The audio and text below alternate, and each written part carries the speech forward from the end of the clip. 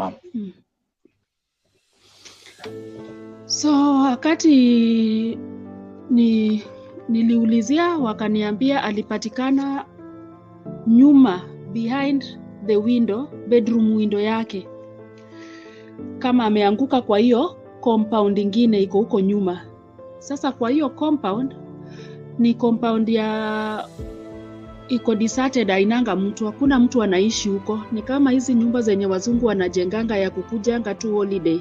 Sasa iko na mamiti, alafu iko na vitu kama lami. Hapo ndio alipatikana huko behind the bedroom window. So hakuna mwenye ana explain mahali mtoto alikuwa kuanzia ile Saturday nikiongea na yeye mpaka hiyo Jumapili. Alipatikana Jumapili saa 8 kama mvua inanyesha, na vile mvua